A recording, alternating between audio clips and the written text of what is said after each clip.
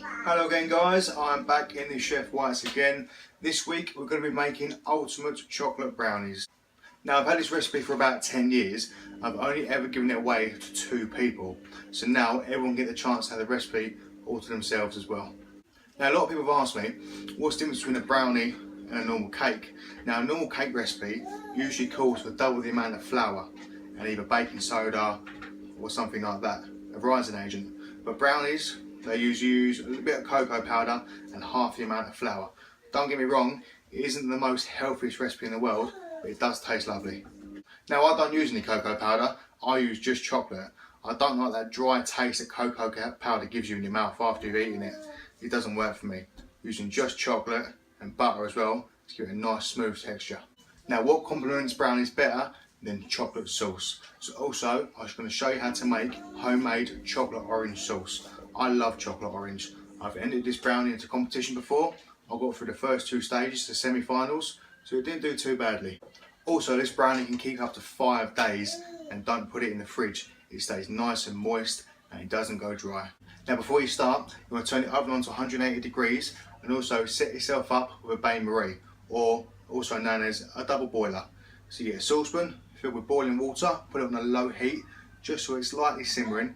You put your glass bowl on top. This way you can melt chocolate and melt the butter, but you don't want the bowl touching the bottom, otherwise it will burn the chocolate. Nor do you want any water getting into your chocolate either, so it will just turn it horrible. Now my bain-marie set up on the hob and all my ingredients are laid out here ready. I will put the recipe up on Facebook as well, so you can have a little read through it in case you miss any during the video. Now what you're going to need is 300 grams of dark chocolate, not milk chocolate, 300 grams of unsalted butter, 200 grams of plain flour. Like I said, you don't need no rising agent. You've got a pinch of salt here. You need a little stirrer to stir the chocolate and butter when it's melted on the bain-marie. And in here I've got 450 grams of sugar and 5 medium eggs. Now the tin I'm going to be using, which is the one I always use, is 20 centimeters by 28 centimeters and it's 3 centimeters deep. This brings out the perfect batch for this recipe of brownies. Now you want to start by melting down the chocolate first in your bain-marie. Then once the chocolate is melted down, we'll put the butter in after. This way they don't separate and you don't have to whisk them as much to get them together. Now once the chocolate is all melted, it's all smooth and velvety, this is when you want to add your butter. Now you want your butter into cubes and you want it room temperature or soft. This way, when the butter hits the chocolate, when it's melted, it won't set it. You'll also want to add your pinch of salt in. Now what the salt does to the chocolate is, because we're using dark chocolate, it emulsifies with the fat and actually turns the dark chocolate sweet. It just takes that bitter edge off of it. Now whilst your butter and the chocolate is melting in your bain-marie, you want to concentrate on whipping your sugar, your eggs, and if you want to, a bit of vanilla extract to make soft, fluffy peaks. This should take about 5 to 10 minutes. Don't over whip your eggs though, because they will flop and they will fold and the water will start to separate from them. Now once your chocolate and your butter is melted together, and you've got a lovely velvety consistency, this is when it's time to add it to your egg and your sugar concoction. Tell you what guys, there's something so satisfying about butter and chocolate melted together. Now this is a consistency of the eggs and the sugar that you want.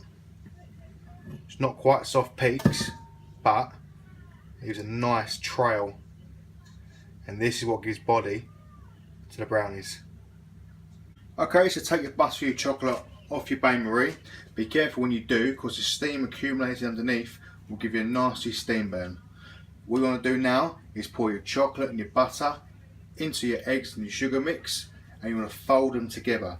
You don't want to whisk them or mix them, you want to fold them to keep the air. Otherwise you knock the air out, your brownies will flop. Now folding is basically a gentle stir. So you go around the edges, into the middle, then through the middle, and fold around the edges.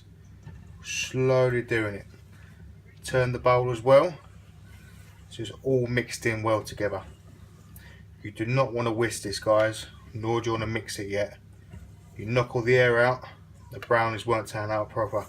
Right, so when your 2 mixtures are folded in together, there's no lumps, there's no discoloration, it's time to put your flour in and then whisk it back up again. You want to try and sieve your flour before it goes in. This reduces any lumps, so you don't get any pockets of flour when you bite into your brownies at the end. So when you've mixed your flour into your mixture, you want to put it into a baking tin lined with baking paper, like I said before, and pop it in your oven, 180 degrees, for about 30 to 40 minutes. The way to test to see if a cake or brownie is done is put a wooden skewer through the middle and take back out again. If it's clean and dry all the way through, then it's ready to go. But before you put it into a tin, if you want to add nuts or some cherries to it, do so now, because once it's in the tin, it's quite hard to mix it together when it's already in there. Now while the brownies are in the oven cooking, you want to make your chocolate and orange sauce. So you want 280 millilitres of double cream, 150 mils of semi-skim milk. You don't want to use skims, you want a bit of fat in there, and 200 grams of dark chocolate broken into pieces. Put it all into a saucepan on the hob, wait until it just starts to boil, as it is now. Now you don't want to take your eye off the cream, because once it starts to boil, it rapidly boils and will overflow over your saucepan. Right, once it starts boiling, chuck your chocolate straight in, turn your gas off first. What you want to do, you want to mix it all together. You want to do it quickly, otherwise the cream and the milk will cool down and it won't turn out right. If you did want to make it an orange sauce, what you want to do is zest down one whole orange and one whole orange juice as well. Don't try and juice the orange before you zest it. There's nothing funnier than trying to watch someone zest an old squished orange. And once it's all done, that's what you should get. Nice velvety chocolate orange sauce. You can either use it straight from the hob, freshly made now, or chill it down in your fridge. Have it hot or cold. If you take it straight from your fridge, give it a bit of a stir first, and it becomes more pourable. Okay, so it's been 35 minutes. I'll take the brownies out of the oven now and have a little look at them. That is looking good. The nice bit of cracking on top is what you need. Put a stick through the middle. Take it out. It's lovely and clean. That's just how you want it. Now you want the brownie to be firm and wobbly, but not runny. It's a little bit wobbly. It's lovely and firm. That is perfectly done. Yes, with this recipe you are going to make a bit of mess. I've just dropped the whisk after making the chocolate sauce. Now it's hit the ceiling, the walls, the cupboards and myself. But don't worry, just lick it off later. You're going to want to take your brownies out of the paper and the tin and put them on a cooling rack for about 20 minutes. Then cut them open, cut them down to size and enjoy with your freshly made chocolate orange sauce. Yep, that's a bit of chocolate there. Now the chocolate brownie is cooling down, so is the sauce, and I can't wait to try them. Yes, they're very sickly, so please don't overindulge, you make yourself really ill. So these brownies you want to leave out on the side, you do not want to put them in the fridge. If you do, they're going to go really, really hard and not be very nice. They last for about 4 or 5 days, just put a tea towel over them and they stay really gooey in the middle. Thank you very much for watching guys, as usual. If you don't mind, please hit the like button and hit the share button. Let's get this video going around. Any questions or any queries, just give me a message. I don't mind answering it. Thank you very much.